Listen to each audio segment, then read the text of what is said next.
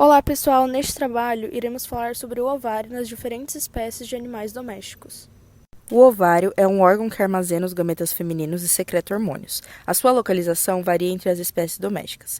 Na cadela, situa-se dorsalmente entre a última costela e a crista ilíaca. O ovário esquerdo relaciona-se com o baço e o direito com a flexura cranial do duodeno descendente. Nestes carnívoros, possuem formato oval e achatado, com pequenas proeminências em sua superfície causadas por folículos. Nessa imagem, o ovário está situado caudalmente ao rim. Nesse vídeo é possível visualizar o ovário e cranialmente a ele o rim esquerdo, que está relacionado com o cólon descendente. Em equinos, os ovários estão situados ventralmente entre a quarta e a quinta vértebra lombar, abaixo do reto, fixado por ligamentos. Seu ovário possui o formato de um grão de feijão e contém uma fossa da ovulação. Em porcas, situam-se na margem lateral da entrada pélvica ou próxima a ela e são encontrados escondidos entre os intestinos. O ovário de suínos possui aparência de cacho de uva pela grande quantidade de folículos em desenvolvimento, conforme observamos nesta imagem.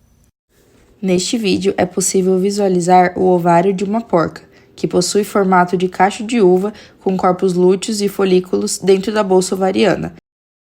Essa bolsa ovariana é formada pelo ligamento mesosalpinge e o lado oposto, mesovário, continuando o mesométrio. Na parte interna da bolsa ovariana é possível visualizar o infundíbulo, que coleta o ovócito e continua pela ampola, que segue até o útero. Os três ligamentos formam o ligamento largo do útero. O ligamento próprio do ovário prende-se ao útero, conectando essas duas estruturas. Os ovários da vaca estão próximos da borda lateral da entrada pélvica na fêmea não prenha e nestes ruminantes que já passaram para o prenhez estão dispostos mais cranialmente, relacionados à parte ventral do corpo do ilho. Possuem formato oval, se assemelhando a uma amêndoa. O tamanho do ovário varia entre as espécies e mesmo dentre elas é possível ver uma pequena variação de tamanho. Em ordem crescente, primeiro temos os carnívoros, em menor tamanho, os suínos e os pequenos ruminantes, com variação de 1 a 1,5 cm, os bovinos de 1,5 a 4 cm e os equinos, que podem possuir uma variação de 4 a 8 cm. O ovário de qualquer espécie está oculto pelos ligamentos mesosalpinge e mesovário. Essa região é identificada como bolsa ovariana, a qual possui ventralmente uma fenda. A fixação do ovário é realizada pelos seus próprios ligamentos, que se constituem de uma faixa de músculo liso incluída entre as camadas do ligamento largo. A parte de sustentação desse órgão é denominada de mesovário, que suspende essa estrutura e o conecta à parede abdominal. O ovário é dividido em medula, parte central, e córtex, parte externa. A medula é a área interna do ovário que contém nervos, vasos sanguíneos e vasos linfáticos. Consiste em tecido conjuntivo frouxo e filamentos do músculo liso. O córtex é uma grande zona periférica que contém folículos em vários estágios de desenvolvimento e corpos lúteos inseridos em um estroma de tecido conjuntivo frouxo. Essa região do ovário é revestida por um epitélio cuboide superficial baixo. Nessa imagem podemos observar a parte cortical do ovário com algumas células foliculares e também a camada de túnica albugínea. O folículo consiste em um ovócito envolvido por uma ou mais camadas de células foliculares ou células da granulosa. Nesta imagem, é possível identificar os diferentes estágios foliculares, iniciando pelo folículo primordial até o folículo terciário. Folículo primordial. O folículo primordial é o mais simples, composto por um ovócito primário envolto por uma única camada de células foliculares achatadas. A maioria desses folículos se localiza na região cortical, próximo à túnica albugínea. Estes folículos estão presentes desde o nascimento e permanecem em estado de dormência. Nesta imagem, é possível identificar vários folículos primordiais próximos uns aos outros, com o ovócito e a camada de células foliculares achatadas bem evidente. Folículo primário unilaminar. O folículo primário é caracterizado pelo aumento do ovócito e pela transformação das células granulosas em epitélio cúbico simples.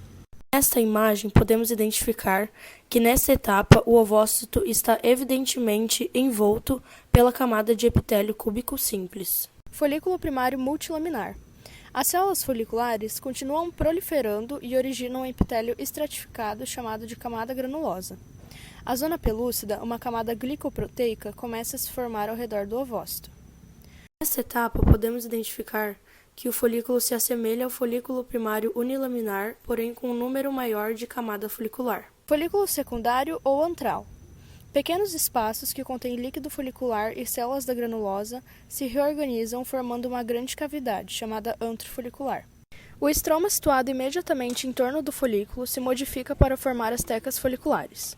As células da teca interna tornam-se menos alongadas do que as da teca externa durante o desenvolvimento do folículo terciário. Nesta imagem, podemos identificar a grande cavidade que caracteriza o folículo antral, bem como a iniciação da formação das tecas interna e externa. Folículo de Graafi apresenta um grande antro e é o momento em que atinge seu máximo desenvolvimento de crescimento ovular. É tão grande que faz saliência na superfície do ovário e pode ser detectado por ultrassom. O grande antro fica bem evidente no folículo de Graafi, assim como podemos observar nesta imagem. As células do estroma se organizam ao redor do folículo em duas camadas. Teca interna bem vascularizada, com células que apresentam morfologia típica de células produtoras de esteroides. É rica em retículo endoplasmático liso, gotículas lipídicas, mitocôndrias com cristais tubulares e sua superfície tem receptores para o hormônio luteotrófico, LH, que, quando estimuladas, secretam andrógenos. Tais hormônios se difundem para o interior do folículo e são captados pelas células granulosas, que os convertem em estrógenos. Aqui podemos observar, por exemplo, que as células da teca interna possuem formato mais arredondado comparado à da teca externa, que possui formato mais alongado. Teca externa. Forma uma borda fina de tecido conjuntivo frouxo que apresenta fibroblastos e células musculares lisas. Contém vasos sanguíneos maiores que originam os capilares da teca interna. Nesta imagem podemos observar ambas as tecas. A teca interna está mais próxima ao folículo e a teca externa mais distante do folículo. Na tabela a seguir, é possível visualizar a diferença de tamanho entre cada etapa folicular. Corpo lúteo. Após a ovulação, as células da granulosa e as células da teca interna do folículo que ovulou se reorganizam e formam o corpo lúteo, que secreta progesterona e estrogênio, situado na camada cortical do ovário. Se a fecundação não ocorrer, o corpo lúteo regride, permitindo a maturação de outros grandes folículos ovarianos. À medida que essas células degeneram, todo o órgão diminui de tamanho, tornando-se branco ou castanho claro devido à sua grande quantidade de colágeno e passando a se chamar de corpo albicans que, depois de 2 ou 3 ciclos, permanece apenas uma visível cicatriz do tecido conjuntivo. Aqui temos a representação do corpo lúteo de uma vaca que se faz bem evidente na parte mais castanha escura. Atresia folicular. A maioria dos folículos ovarianos passa por um processo chamado atresia, que é o momento onde as células que formam os folículos e os óvulos morrem e são removidas por células do sistema imunológico. Qualquer folículo, a partir do momento que ele começa a se desenvolver, pode passar por isso. Durante a atresia, as células que envolvem o óvulo param de se dividir, se afastam de uma camada de suporte e o óvulo também morre. Depois, células chamadas macrófagos vão até o folículo e limpam os restos. Com o tempo, outras células chamadas fibroblastos ocupam o espaço vazio e criam uma cicatriz. Esse processo de atresia pode acontecer desde antes do nascimento até alguns anos após a menopausa, mas é especialmente intenso logo após o nascimento, quando os hormônios da mãe deixam de agir, e também durante a puberdade e gravidez, quando há grandes mudanças hormonais. Aqui observa-se o folículo atrésico, caracterizado por morte de células da granulosa, muitas das quais são vistas soltas no antro. As células da corona radiata se desprenderam do ovócito, e o ovócito está flutuando livremente no interior do antro. Ciclo estral da vaca.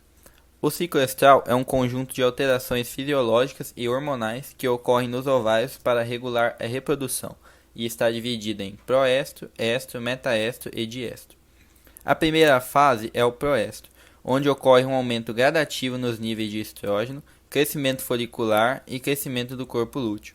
Após isso, a fêmea entra em estro, ocorrendo um aumento do hormônio GnRH, que é secretado por neurônios do hipotálamo. Esse hormônio irá estimular a secreção pré-ovulatória de hormônios FSH e LH. O FSH secretado atua no ovário, promovendo o desenvolvimento folicular, que resulta na ovulação aproximadamente 12 horas depois, ocorrendo a luteinização do folículo, que dá início ao metaestro. No metaestro, ocorre a formação do corpo lúteo, aumentando os níveis de progesterona e bloqueando a secreção de GnRH e LH. Após isso, inicia-se o diestro, onde o hormônio LH já é encontrado no sangue periférico.